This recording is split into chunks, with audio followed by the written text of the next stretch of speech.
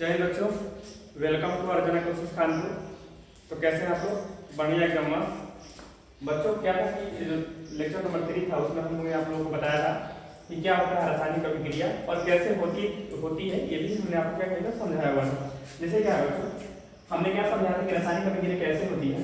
हमने ये बताया था कि जब दो पदार्थों को आपस में मिलाते हैं, जब क्या करते हैं, दो पदार्थों को आपस में मिलाते हैं तो उनके जितने भी परमाणु होते हैं वो पूरी तरह से क्या होता है, टूट जाते हैं। क्या होते हैं? टूट जाते हैं। जैसे हमने क्या बताया था, जैसे मान लीजिए यहाँ पे जिंक है, क्या है, जिंक है, यहाँ पे क्या है, H2SO4 है, सल्फ्यूरिक एसिड है। जैसे इन दोनों को आपस में मिलाएंगे ना तब पूरी तरह से इसके परमाणु क्या हो जाएंगे, टूट जाएंगे। ये जिंक का एक परमाणु है यहाँ पे, और यहाँ पे क्या हो रहा है, यहाँ पे H2SO4, यहाँ पे हाइड्रोजन के 2 परमाणु है, एक सल्फर है और ऑक्सीजन के 4 परमाणु। ठीक है, ये सब के सब पूरी तरह से क्या हो गए हैं, टूट गए हैं। और टूट करके फिर से ये नए तरह से जुड़ते हैं एक दूसरे के साथ। ठीक है, तो क्या होता है और उससे नया पदार्थ बनता है। ये मैंने आपको बताया हुआ था कि रासायनिक अभिक्रिया ऐसे होती है। ठीक है, स्टेबिलिटी क्या था, फिर से नए तरह से ये जुड़ जाते हैं। जैसे यहाँ देखिए जिंक है और क्या है, सल्फ्यूरिक एसिड है, तो दोनों को हमने रिएक्शन कराया है, एक तरह से टूट गया है और टूटने के बाद क्या हो गया है, जिंक सल्फेट बना हुआ हाइड्रोजन गैस बनाया है। ठीक है बच्चों, अब हम क्या करने वाले हैं, अब इस लेक्चर नंबर 4 में हम लोग क्या समझने वाले हैं कि रासायनिक अभिक्रियाओं के लक्षण क्या होते हैं, इसकी पहचान क्या होती है। ठीक है, कैसे पहचानिए कि कोई रासायनिक अभिक्रिया हुई है, इसकी पहचान क्या होती है। तो देखिए अगर क्या हो रहा है, आप अभिक्रिया करा रहे हैं उसमें गैस निकल रहा है, क्या निकल रहा है, गैस निकल रहा है, तो आप समझिए क्या हो गया है, रासायनिक अभिक्रिया हुआ है। ठीक है, या फिर अवक्षेप बन रहा है, क्या बन रहा है, अवक्षेप। अवक्षेप का मतलब क्या होता है कि विलयन में अभिक्रिया कराने पर एक ऐसा पदार्थ बन जाता है जो क्या होता है, विलयन के जो बर्तन होगा उस बर्तन में तली में बैठ जाएगा। कहाँ बैठ जाएगा, तली में। अघुलनशील होता है, ये घुलेगा नहीं विलयन में, उसको तली में बैठ जाता है, उसको हम लोग अवक्षेप बोलते हैं। ठीक है, या अवक्षेप बन रहा हो या फिर रंग परिवर्तन हो जा रहा है। दो अगर पदार्थों को जैसे ही आपस में मिला रहे हैं तो मिलाने पर क्या हो जाएगा, रंग बदल जाएगा। ठीक है, मान लीजिए एक लाल रंग का पदार्थ था, एक हरा रंग का था, जैसे ही आपस में दोनों को मिक्स कीजिएगा तो क्या हो जाएगा, तो किसी और रंग का बन जाएगा। तो आप क्या समझेंगे कि रासायनिक अभिक्रिया हुई है। ठीक है, या फिर ताप में परिवर्तन, जैसे दो पदार्थों को अगर आप क्या करते हैं, मिलाते हैं और मिलाने से क्या होता है, या तो बर्तन गर्म हो जाता है या फिर बर्तन क्या होता है, ठंडा हो जाता है। तो आप समझिए कि क्या हो गया, रासायनिक अभिक्रिया हो गया। ठीक है, या फिर क्या हो गया, अवस्था में परिवर्तन।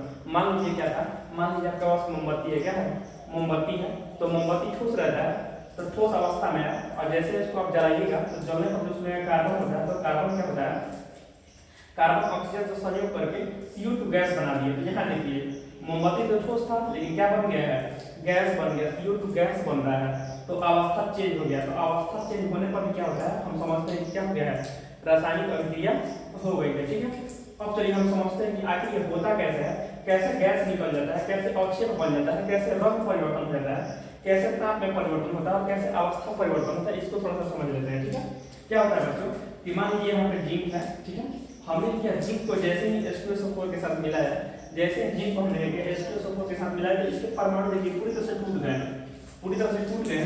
अब यहाँ पे क्या होता है, यहाँ पे जो ऑक्सीजन के 4 परमाणु हैं, ऑक्सीजन के 4 परमाणु सल्फर के साथ जुड़ जाएंगे।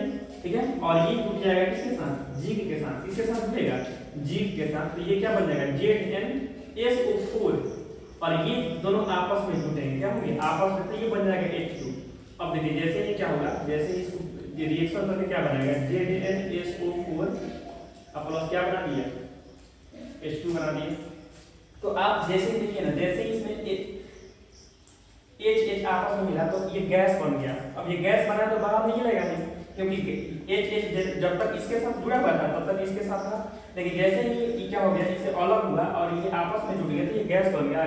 गैस इसमें इकट्ठा रहेगा नहीं, ये बाहर निकलेगा। तो गैस का निकलना क्या है, रासायनिक अभिक्रिया का पहचान हो जाएगा। ठीक है, क्योंकि यहाँ पे परमाणु टूट रहे हैं और परमाणु क्या हो रहा है, जुड़ रहे हैं। यही तो है रासायनिक अभिक्रिया, क्या है, परमाणुओं का टूटना और फिर से उनका क्या होना, जुटना ही तो क्या है, रासायनिक अभिक्रिया है। ठीक है, अब देखिए मान लीजिए ये अवक्षेप बन रहा है, तो देखिए यहाँ पर हमने NaCl लिया, NaCl का पानी में घुला हुआ NaCl, मतलब पानी में घुला हुआ नमक है, और उसमें क्या है, Ag को मिला दिएगा तो मिलाने पर क्या बनता है, AgCl। क्या बनेगा, AgCl बन गया है, और फिर क्या बन गया है, NaNO3 बन गया है, सोडियम नाइट्रेट बन गया। ठीक है, यहाँ पे बना है सिल्वर क्लोराइड और सोडियम नाइट्रेट जो बन रहा है। अब यहाँ पे जो AgCl बनेगा ना, AgCl इस तरह से बन गया है कि विलयन में घुलेगा नहीं, जो पानी में नमक घुला हुआ था उसमें घुलेगा ही नहीं, अब जाके इस तली में बैठ जाएगा। ठीक है, अब जैसे ही तली में बैठ रहा है, ये अवक्षेप का साइन नीचे की तरह से दिए हुए हैं। ठीक है, ऐसे ही रहता है, तो तली में बैठ जाएगा तो हम बोलेंगे क्या हो गया, अवक्षेप बन गया। जैसे अवक्षेप बना तो समझिए कि टूटा है परमाणु और टूटा है दूसरे के साथ, मतलब क्या हो गया है, रासायनिक अभिक्रिया